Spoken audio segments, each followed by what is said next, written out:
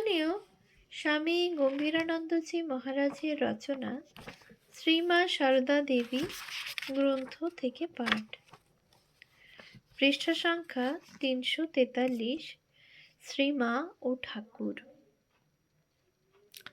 শ্রী শ্রী ঠাকুর শ্রীমাকে কি দৃষ্টিতে দেখিতেন তাহা আমরা আলোচনা করিয়াছি। সম্প্রতি শ্রীমা ঠাকুরকে কি দৃষ্টিতে দেখিতেন তাহাই বুঝিতে চেষ্টা করিব। এই ক্ষেত্রে দক্ষিণেশ্বরের দিনগুলিতে ফিরিয়া যাইবার তেমন প্রয়োজন হইবে না। আমরা মাতা ঠাকুরানীর পরিণত বয়সের প্রতি অধিক দৃষ্টি রাখিব। শুধু অন্তর্নিহিত ভাব বুঝিবার জন্য দুই একবার অতীতের দিকে তাকাইব। দক্ষিণেশ্বরে ঠাকুর একদিন নিজের ঘরে ছোট চৌকিখানিতে বসিয়া আছেন এবং শ্রীমা ঝাড় দিতেছেন। অপর কেহ কাছে নাই। এমন সময়ে শ্রীমা হঠাৎ ঠাকুরকে প্রশ্ন করিলেন, আমি তোমার কে? ঠাকুর চিন্তা মাত্র না করিয়া উত্তর দিলেন, তুমি আমার মা আনন্দময়ী। আবার হৃদয় যেদিন কৌতূহল বশে শ্রীমাকে জিজ্ঞাসা করিয়া বসিলেন, মামি, তুমি মামাকে বাবা বলে ডাকো না? সেদিন শ্রীমায়ের সপ্রতিভ ঝটিতি উত্তর আসিল, উনি বাবা কি বলছো?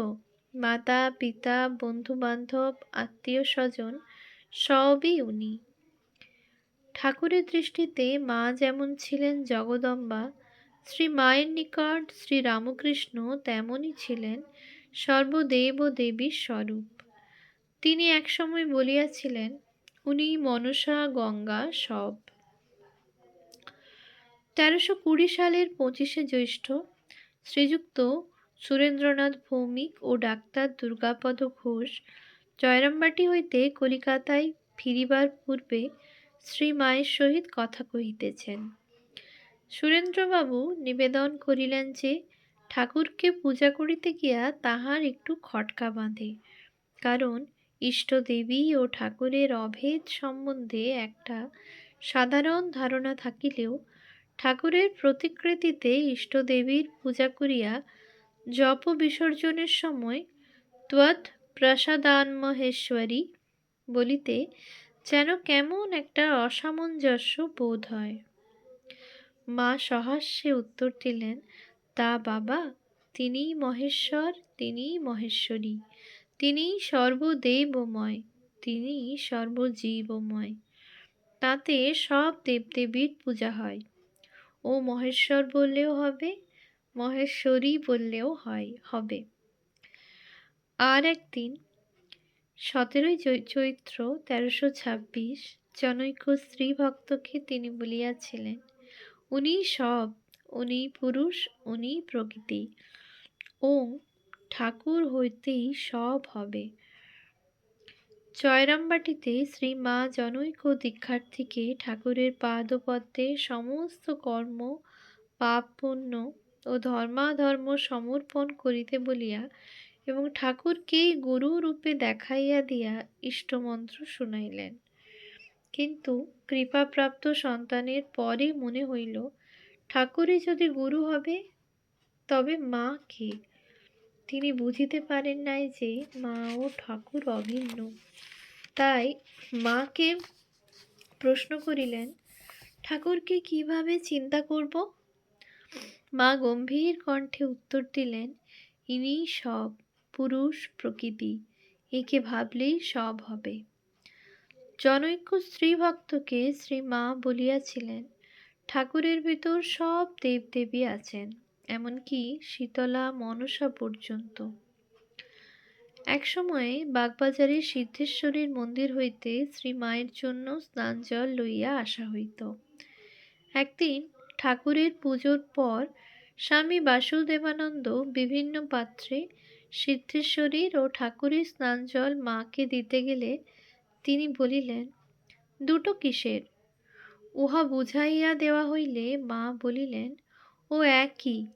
বাসুদেবানন্দ তথাপি পাত্র দুইটি আগাইয়া দিলে তিনি বলিলেন, মিশিয়ে দাও। বাসুদেবানন্দ বলিলেন, কাল থেকেই দেব। কিন্তু মা তাহার সামনেই মিশাইতে আদেশ করিলেন এবং ওই মিশ্রিত স্নান জলই পান করিলেন।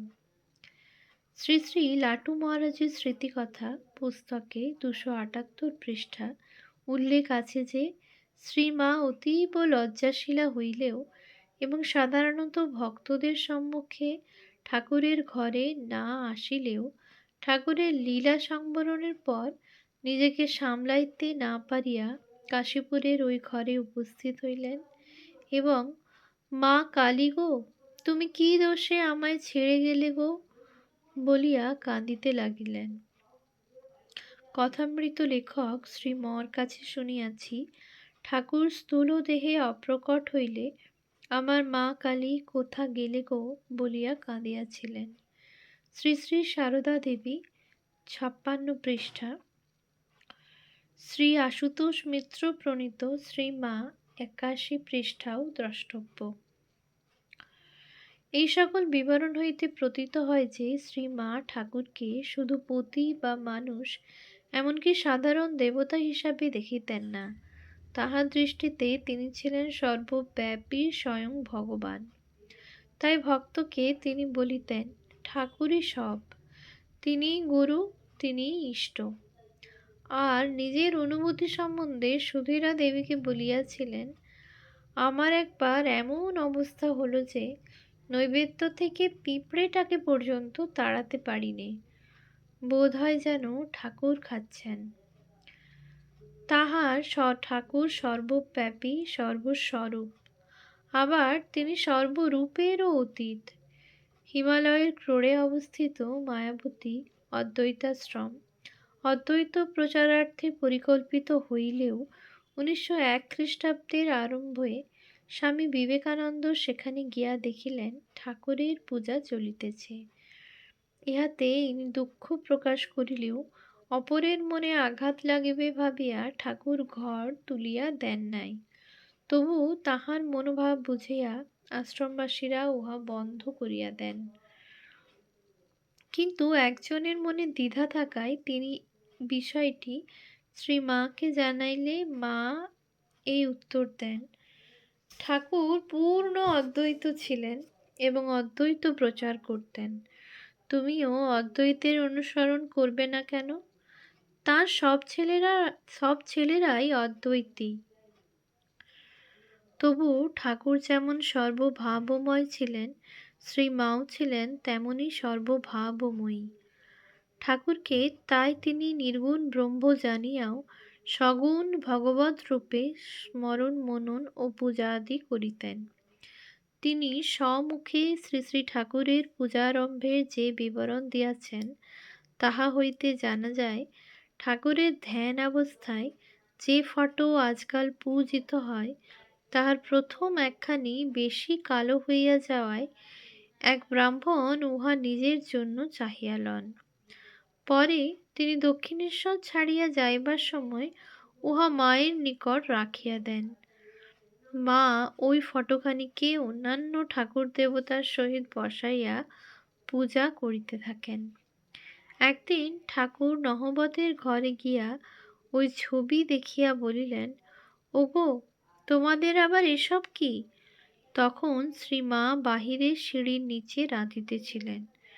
ঠাকুরের কণ্ঠস্বরে আকৃষ্ট হইয়া তিনি ভিতরে আসিয়া দেখেন সেখানে পূজার জন্য যে বিল্বপত্রাদি ছিল তাহা তুলিয়া লইয়া ঠাকুর একবার কি দুইবার ওই ছবিতে দিলেন, অর্থাৎ পূজা করিলেন। শোনা যায় বিষ্ণুপ্রিয়া দেবী নিম্বকাষ্ঠের গৌরাঙ্গ মূর্তি নির্মাণ করাইয়া তাহার পূজার প্রবর্তন করেন। আলোচ্য স্থলেও কি শ্রীমা তাহাই করিয়াছিলেন? যাহাই হোক, সেই ব্রাহ্মণ আর ফিরিয়া আসেন নাই। সুতরাং ফটোখানি শ্রীমায়ের চিরসাথী হইয়া রহিল। উহা প্রথমে খুব কালো ছিল, পরে ক্রমশ ফিকা হইয়া যায়। ঠাকুর তাহার পূজা নিত্যই পাইতেন, এমনকি দূর দূরান্তরে যাইবার সময়ও ঠাকুরের ফটোখানি তাহার সহিত থাকিত এবং তিনি সময় করিয়া লইয়া উহা পূজা করিতেন। পূজাতে আড়ম্বর কিছুই ছিল না। কিন্তু ছিল আন্তরিকতা ও আত্মীয়তা বোধ। পূজাকালে মায়ের প্রত্যেক আচরণে মনে হইত তিনি যেন ঠাকুরকে সম্মুখে উপস্থিত দেখিয়া তাহার সহিত তদনুরূপ সপ্রেম ব্যবহার করিতেছেন। এই প্রেমই তাহার পূজাকে রূপ প্রদান করিত। বৈধিভক্তির সেখানে কিছুই ছিল না। জনৈক প্রত্যক্ষ দ্রষ্টা জয়রামবাটিতে মায়ের পূজার এই রূপ বর্ণনা করিয়াছেন। শ্রী শ্রী ঠাকুরের বাঁধানো ফটো দেওয়ালের মধ্যে এক সাধারণ কাঠের আসনে বসানো। তাহার কাছে ছোট বালগোপাল এবং আরও দু একখানি ঠাকুর দেবতার ছোট ছোট ছবি। ভোরে গঙ্গা জল স্পর্শ করিয়া শ্রীমা ঠাকুরকে জাগাইতেন, উঠাইয়া বসাইতেন। ঠাকুরের আসনের নিচে ছোট পিতলের কমণ্ডলুতে গঙ্গা জল থাকিত। তাহার আশেপাশে চন্দন কাষ্ঠ ও চন্দন পিঁড়ি, একটি পঞ্চপাত্র এবং দুই একটি পূজার উপকরণ থাকিত। শ্রীমা সকালে গৃহকর্ম সারিয়া আন্দাজ ৯টার সময় পূজায় বসিতেন। ঘরের মধ্যভাগে পূর্বমুখে ঠাকুরকে বসাইয়া পূজা করিতেন। তাহাকে স্নান করাইয়া ফুল চন্দন দিয়া ও ফল মিষ্ট মিছরির শরবত হালুয়া প্রভৃতি নিবেদন করিয়া মা হস্তদ্বয় ক্রোড়ের উপর রাখিয়া উন্নত দেহে স্থিরভাবে বসিয়া কিছুক্ষণ ধ্যান করিতেন। কোনো বিশেষ কার্য না থাকিলে তিনি পূজায় একটু বেশি সময় কাটাইতেন, কিন্তু কোনোদিনই খুব বেশি সময় লাগিত না। ধ্যানকালে বোধ হইত যেন তাহার মন এ রাজ্যে নাই। ধ্যানের পর প্রণাম করিয়া তিনি ঠাকুরকে যথাস্থানে তুলিয়া রাখিতেন। পূজা শেষে একটু চরণামৃত, তুলসী ও বিল্বপত্র থাকিলে তাহার কণিকা মুখে দিতেন। জয়রামবাটিতে ফুল অনেক সময় পাওয়া যাইত না। যখন যেমন জুটিত তাহাতেই পূজা সম্পন্ন হইত। ফুলের অভাবে শুধু তুলসী পাতা ও জল দিয়া পূজা হইত। তুলসী সম্বন্ধে তাহার একটু আগ্রহ ছিল। বলিতেন, তুলসী অতি পবিত্র, তুলসী থাকলে সব শুদ্ধ হয়। পূজাকালে মা ফুল হাতে লইয়া ঠাকুরের সম্মুখে ধরিয়া পরে হাত ঘুরাইয়া ধীরে ধীরে ঠাকুরের মস্তকের উপর লইয়া গিয়া ফুলটির মুখ সামনের দিকে করিয়া ছবির উপরিভাগে স্থাপন করিতেন। দেখিলে মনে হইত এ যেন প্রাচীন নারীগণের শুভদিনে প্রিয়জনের মস্তকে মাঙ্গলিক ধান্য দুর্বাদি প্রদানেরই অনুকল্প। দ্বীপ্রহরে রন্ধনগৃহে ভাত, ডাল, মাছ ও তরকারি ঠাকুরের উদ্দেশ্যে নিবেদিত হইত। সন্ধ্যার পর তিনি আবার লুচি, রুটি, তরকারি, দুধ, গুড় ইত্যাদি ঠাকুরকে ভোগ দিতেন। শীতল দেওয়া সম্বন্ধে তেমন কিছু নিয়ম ছিল না। বিশেষ কোনো উপকরণ থাকিলে অপরাহ্ন 4টা নাগাদ উহা নিবেদন করিতেন।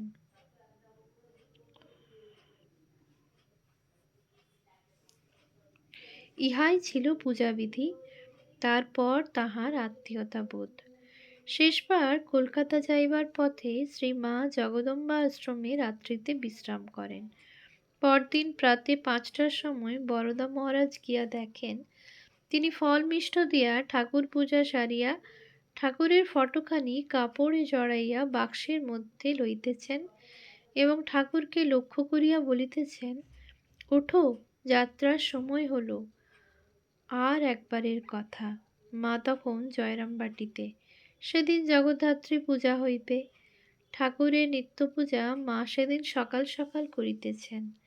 জনৈক ভক্ত শুনিতেছেন মা ভোগ নিবেদনের সময় ঠাকুরকে বলিতেছেন, দেখো, আজ মার পূজা, শিগগির করে খেয়ে নাও, আমায় সেখানে যেতে হবে। কলকাতা হইতে শ্রী মায়ের দেশে যাইবার কথা হইয়াছে। কলকাতা হইতে শ্রী মায়ের দেশে যাইবার কথা হইয়াছে, কিন্তু একের পর অপরের অসুখ হওয়ায় ক্রমেই দেরি হইতেছে। তখন শ্রীমা ঠাকুরকে বলিতেছেন, জয়রামবাটি চলো, ওখানকার বড় পুকুরের জল আর তুলসী কি তোমার মনে লাগে না? ওম শান্তি শান্তি শান্তি। হরি ওম তৎসৎ। শ্রীরামকৃষ্ণার্পণমস্তু।